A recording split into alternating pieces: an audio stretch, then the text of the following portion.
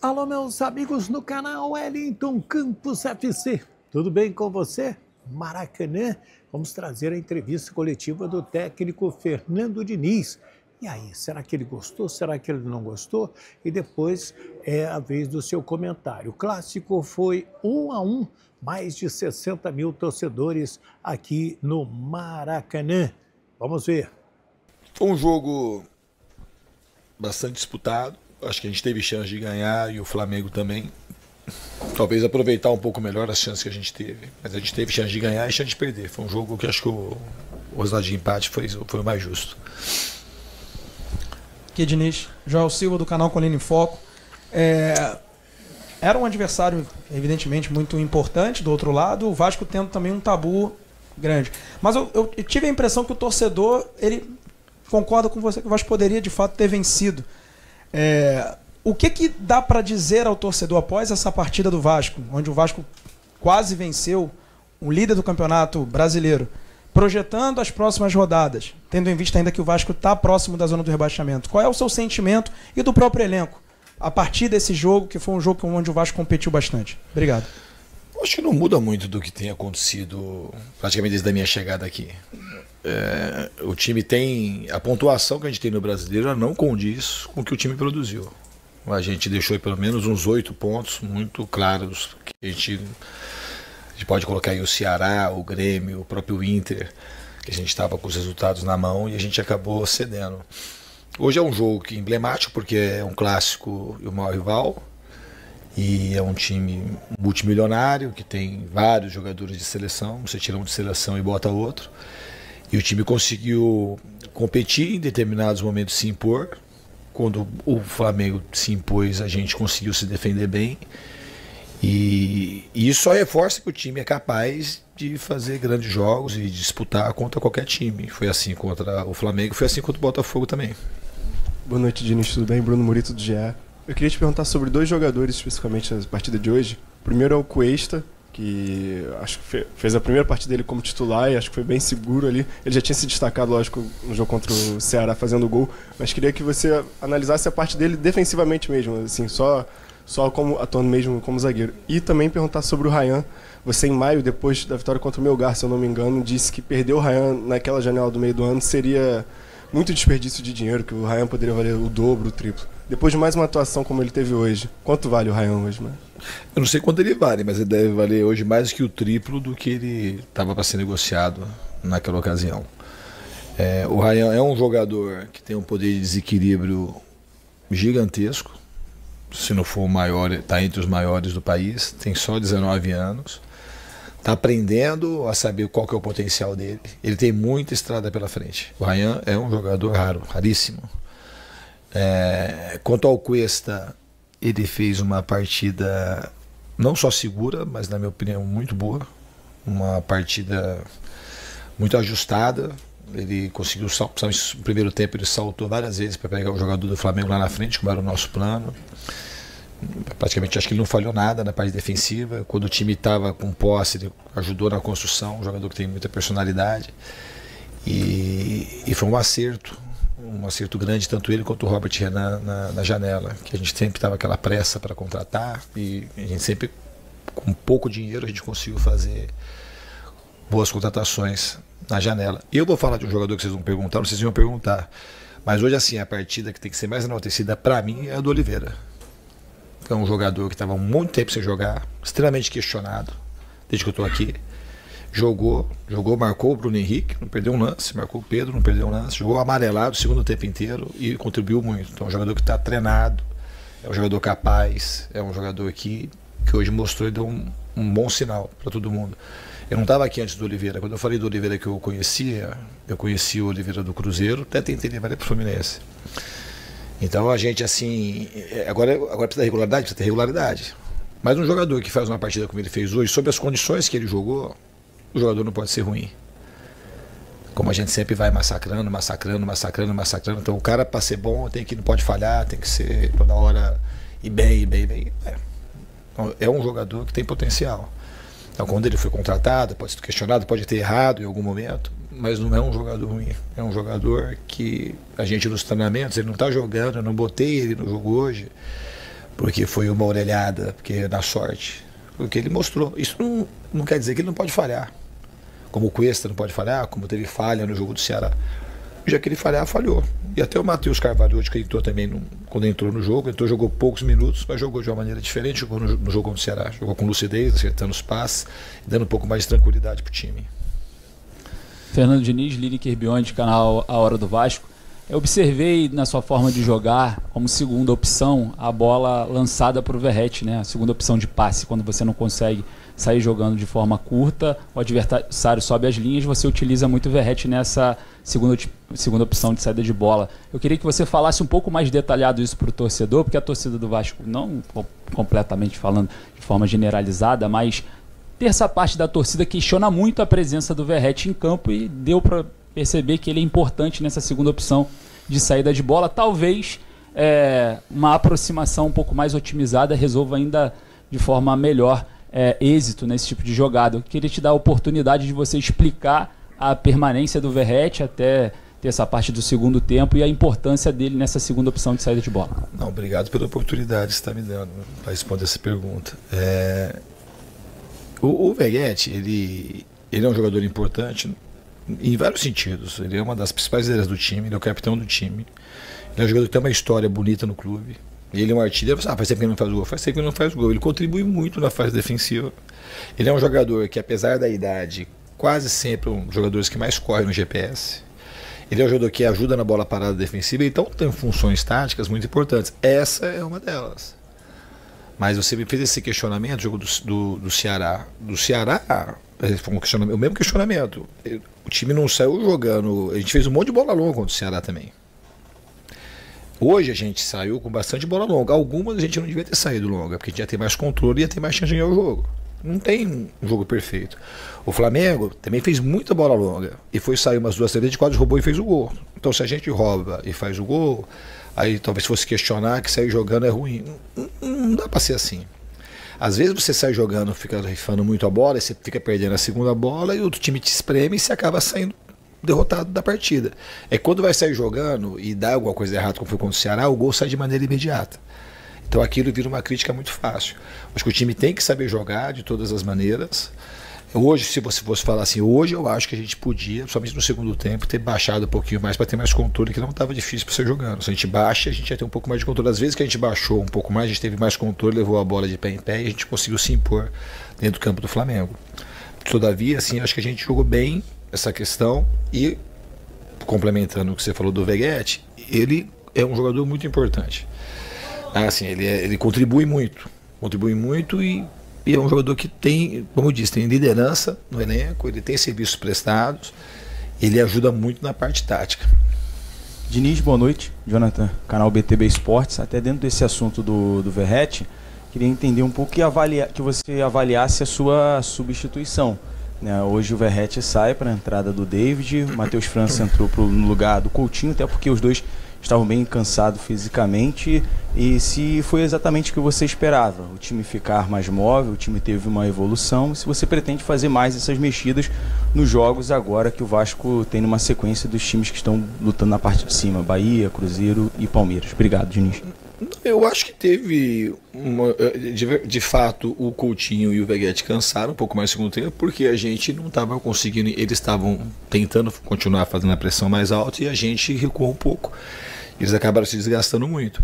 Mas no primeiro tempo, tanto a gente teve imposição, teve mais controle do jogo até do que no segundo tempo. No segundo tempo o Flamengo teve mais posse que a gente.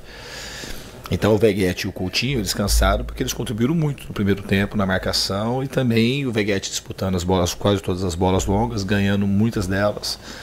Então era normal que eles cansassem a gente, e os jogadores que têm qualidade entrando mais fresco, e jogadores jovens, no caso do Andrés, do David, do próprio Matheus França, que a gente ganharia um pouco ali de mais dinâmica, que era uma coisa esperada e acabou acontecendo. Mas a gente não modificou muito a nossa maneira de jogar, a gente continuou saindo mais longo do que curto. Quando o Matheus Carvalho entrou, que eu acho que os volantes também cansaram um pouco, quando o Matheus Carvalho entrou, que a gente começou a ter um pouco mais de controle da posse. Boa noite, Diniz. Thiago Brandão, da Litoral News.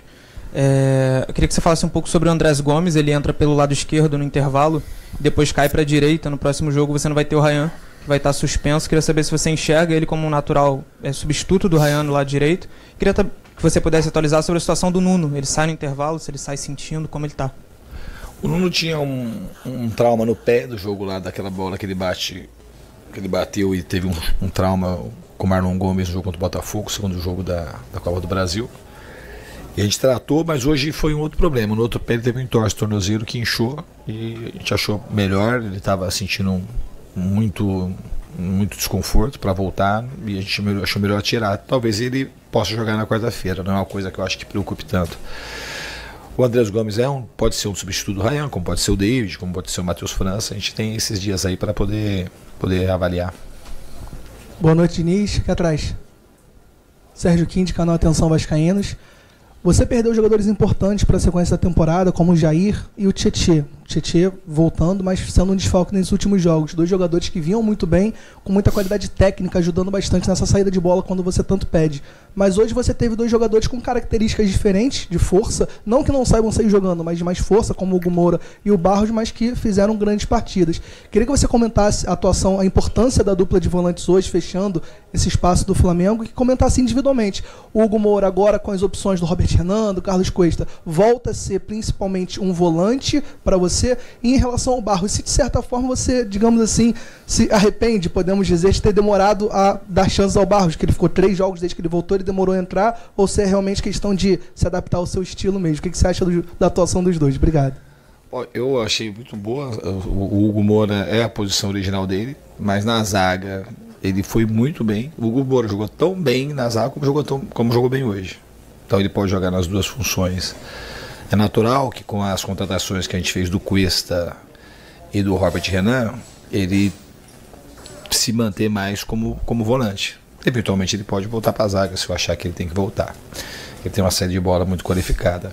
Aí muda a característica do time um pouco, se joga Tietê e Jair e Hugo Moura e Barros. Agora, evidentemente que eu não me arrependo que o Barros ficou 3 jogos. É uma coisa falar que eu me arrependo do jogo do Santos, por exemplo, que ele não jogou. O Tietê fez gol, o Jair fez uma partida excelente, o Jair jogou no outro jogo, se bem que essa partida já estava com o Barros, jogo contra o Botafogo. Muito pelo contrário, eu acho que o Barros entrou no momento que ele tinha que entrar, esperou um pouco de tempo para ter a oportunidade e hoje ele se coloca como um dos titulares. O time não tem só um dos titulares. O Tietê e o Jair, se não fosse uma lesão grave de joelho, tivesse uma lesão e fosse retornar, a gente teria aí 4, 5 volantes lutando pela titularidade.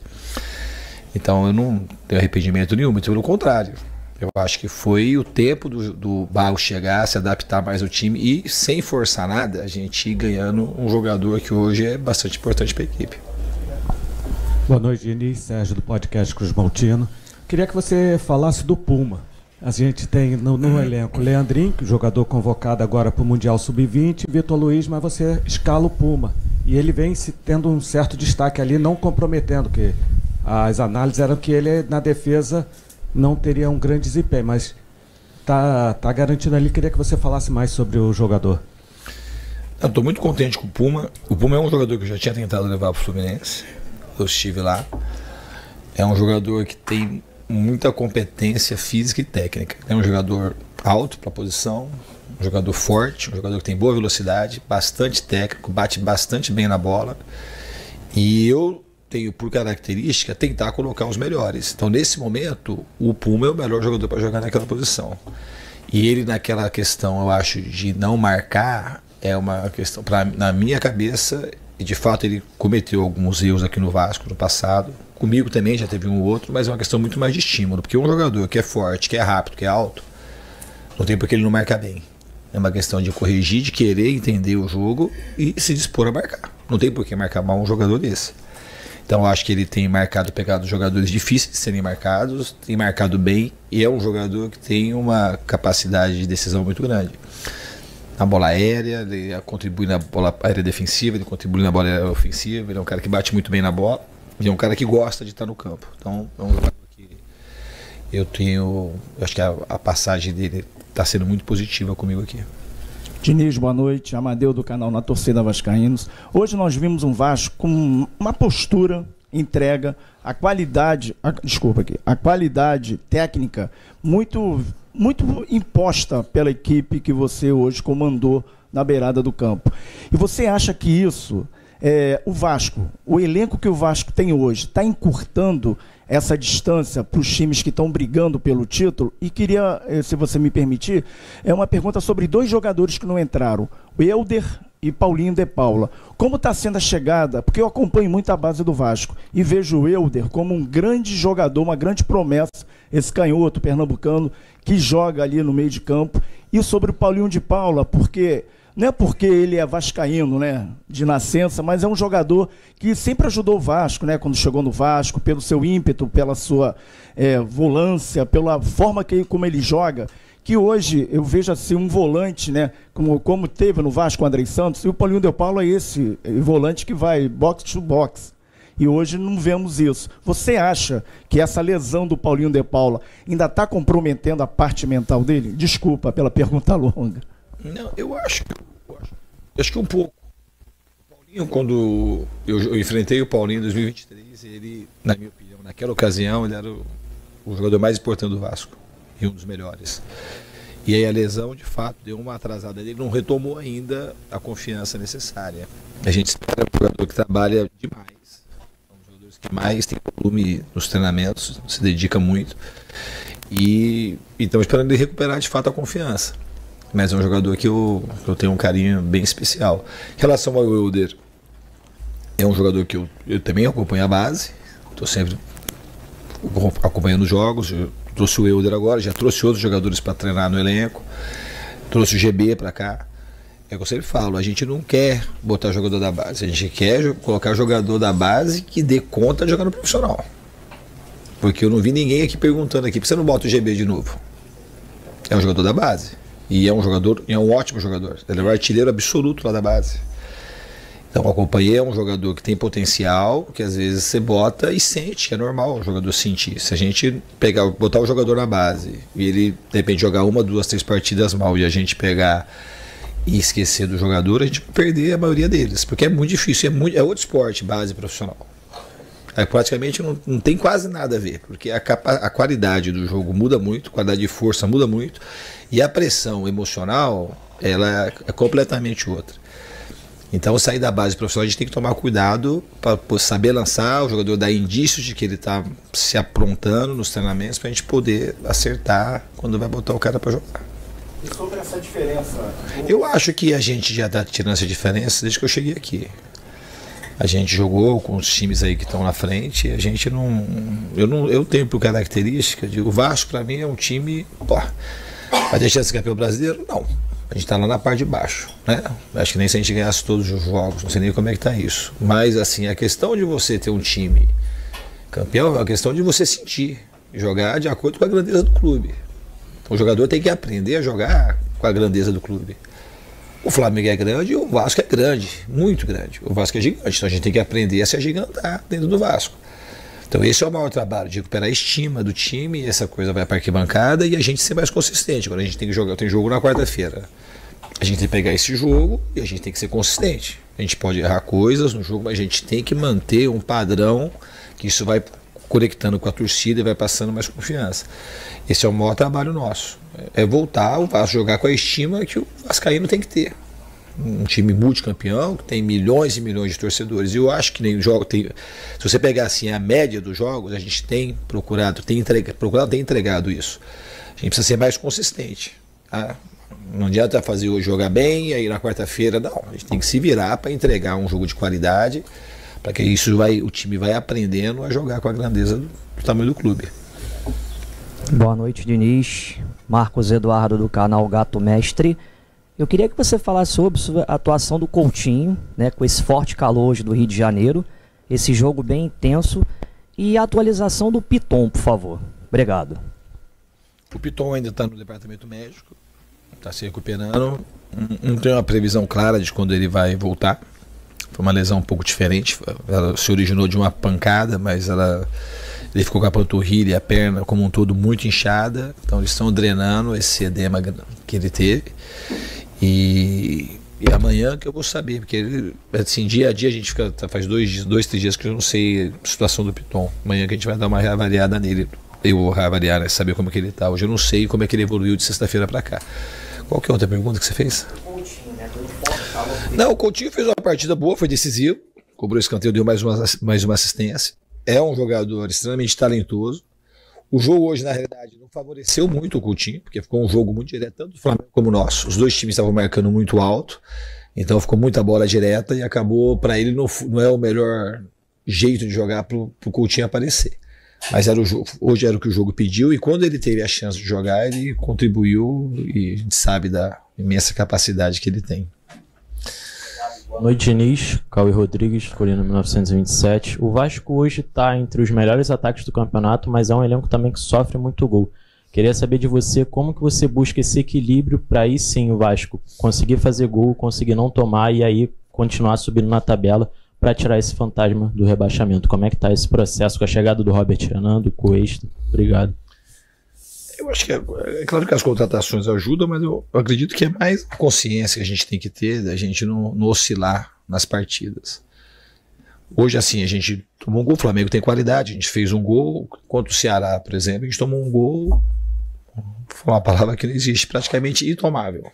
Aquela situação do jogo, faltando 1 minuto para terminar o jogo, com um jogador a mais. Como teve outros que a gente favoreceu, facilitou muito para tomar o gol. Então, eu acredito que a gente tem que manter a concentração cada vez maior. O time hoje foi muito dedicado na questão defensiva e a gente não tem que oscilar de um jogo para o outro nessa questão da seriedade e do comprometimento defensivo. Não é só por conta da entrada ou não entrada de jogadores que foram contratados. É o sistema todo que tem que funcionar bem. Eu acho que a gente tem que melhorar nessa parte. Isso é uma das coisas que a gente tem que ser mais consistente. Diniz, boa noite. João Lidton, do canal Futepapo. Diniz, voltando a falar sobre Coutinho, mais uma vez participação direta, assistência no gol. O jogador que tem um crescimento absurdo desde a sua chegada, os números mostram isso, nos últimos 10 jogos, notas acima de 7,5 dos principais sites de scout. Eu queria que você falasse um pouquinho projetando o Coutinho, porque a gente fala muito de Neymar em seleção brasileira. Ele tem 33 anos, a mesma idade do Coutinho. E você fez o Ganso jogar bola no Fluminense quando muita gente achava que o Ganso não poderia mais render. E também teve gente achando que o Coutinho não poderia mais render e você está fazendo ele jogar. Eles já conversaram sobre seleção, você esteve na seleção há pouco tempo, você enxerga uma vaga para ele na seleção brasileira pelo tipo de jogador que ele é? Não, isso é possível, completamente possível. Da geração, eu já falei isso mais de uma vez, da geração que tem aí 9-2, que é uma geração muito rica do Brasil, Casemiro, Lucas Moura, Coutinho, Neymar, e tem mais o Oscar, que é 9-1. É uma geração que tem muitos bons jogadores. O Coutinho é um dos mais talentosos. E ele é um jogador que está performando agora. O Coutinho, se pegar o GPS dele, na média, ele é um dos que mais corre também, tanto em treino como em jogo. E eu costumo dizer que dos grandes jogadores que eu trabalhei, ele está entre os mais humildes. Ele é um jogador que, mais do que ele ter condição, ele merece uma oportunidade de vestir a camisa da seleção de novo e ter sua chance de mostrar lá dentro para poder disputar a Copa do Mundo. Porque na Copa que ele disputou, ele foi muito bem. Depois acabou não tendo muito mais oportunidade, não disputou a outra, mas o Coutinho é um jogador muito diferente. É um presente para o Vasco e é um presente para o futebol brasileiro ele poder estar aqui entre a gente. Diniz, boa noite, Lucas Basílio do TikTok Esportes. Caraca. Muito obrigado, muito obrigado. Vou até me esconder. O que você quer que eu fale? Enfim, o Vasco hoje jogou contra o Flamengo, que tem o melhor aproveitamento na saída de bola entre as 20 equipes da Série A do Campeonato Brasileiro. E eu queria saber de você, Diniz, qual foi a principal dificuldade que você encontrou em enfrentar nessa saída de bola sobre a subida da marcação para forçar a saída de bola do adversário em bola longa? A gente estudou bem o Flamengo, a gente costuma marcar em bloco mais alto aqui e a gente encaixou muito bem a marcação, principalmente no primeiro tempo, até uma boa parte do segundo. Depois o Coutinho e o Veguete acabaram cansando, não só eles, o time acabou indo um pouco mais para trás, porque para jogar contra o Flamengo ou você marca muito firme todo mundo lá na frente ou você tem que baixar mesmo. Para mim, o pior jeito de marcar o Flamengo é você ficar no meio do caminho. Então a gente marcou muito bem em bloco alto, marcou muito bem em bloco baixo e a gente não ia marcar em bloco médio mesmo. Isso era uma coisa que a gente já tinha treinado. E eu acho que a gente acho que ele conseguiu fazer um ótimo trabalho nesse sentido. Quando a gente se propôs a marcar mais alto, a gente praticamente não teve problema hoje. A gente conseguiu encaixar bem a marcação. Olá, Diniz. Boa noite. Danilo do Expresso 1923. Você está falando de marcação alta. O Vasco hoje, diferente dos outros jogos e da sua característica, teve menos posse de bola. Foi 62 para o Flamengo, 38 para o Vasco. E também a questão física. Vi que o Coutinho e o Verratti, já no segundo tempo, já não estavam conseguindo seguir no ritmo. A pergunta, você trabalhou nesse estilo de jogo, isso é, ter menos posse de bola durante essa semana? E Verratti e Coutinho, você acha que poderiam ter saído um pouco antes? Acho que o Vasco poderia ter tido um período maior com o Matheus França e o próprio David dando um gás lá na frente com o Ryan? Obrigado. Podia. Sempre podia. Mas eu não me arrependi de ter feito. Acho que esse que saiu no momento que tinha que sair. Porque a gente tinha os jogadores para entrar, eram os jogadores mais treinados para fazer aquilo, e a gente não... É fácil avaliar que eles cansaram, mas assim, os volantes também estavam puxando o time para trás. E aí cansa mais ainda o Peguete ou o Coutinho, que fica mais tempo sem pegar na bola. Teve jogo que eu tirei o Coutinho, contra o Atlético Mineiro, e eles acharam que não tinha que ter tirado, que ele tinha que ter ficado. E eu acho que ele saiu na hora que ele tinha que sair. Acho que os dois saíram na hora que tinha que sair. Acho que demorei para tirar a tira com 20, 25, eles saíram com 25 no segundo tempo, mais ou menos, não foi isso? 25. Eu acho que era o tempo que eles descansaram e que a gente viu que... E outra coisa, a gente não... Se você bota e tira muito... A gente teve... Tudo bem que a gente fez uma troca, mas na concussão, mas você vai trocando o jogador depois da hora que você quer trocar, troca muito cedo, você não tem mais ninguém para botar no banco. Então acho que eles saíram no tempo exato hoje. Acho que eles contribuíram, até onde eles foram muito importantes, e os outros que entraram também contribuíram. Sobre a posse de bola. A posse de bola, não mas isso é trabalhado sempre. E o Flamengo, essa diferença se deu mais pelo segundo tempo. A gente, acho que o primeiro tempo, eu não tenho o número do primeiro tempo, mas o primeiro tempo ela foi, acho que provavelmente ela foi muito mais bem dividida. E no segundo tempo foi ok. A gente entregou a posse, mas assim, o número de finalizações foi parecido, tanto de finalizações totais como de finalização no gol.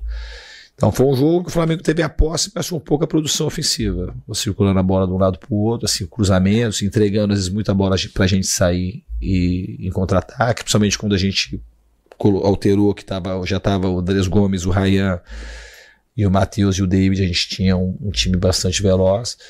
Então essa situação, ela estava treinada e, de alguma forma, ela era esperada. Não é que a gente queria que acontecesse assim, mas foi como o jogo pediu. O time foi inteligente para poder saber jogar dessa maneira hoje, quando foi necessário. Diniz, boa noite. O Flamengo só tinha sofrido um gol de cabeça até agora no Campeonato Brasileiro. E as melhores chances do Vasco no jogo foram de cabeça, né? A cabeçada do Pumita e depois o gol do Ryan.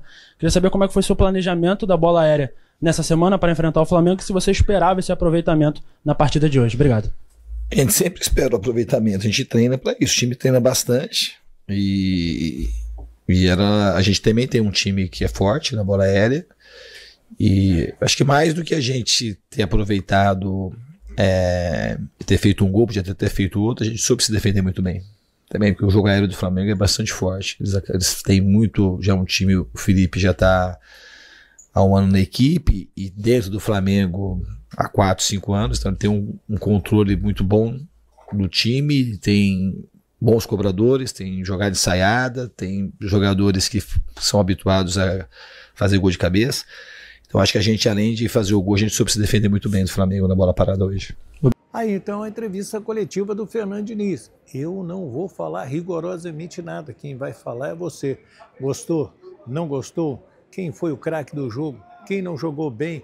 E aí, o que você achou?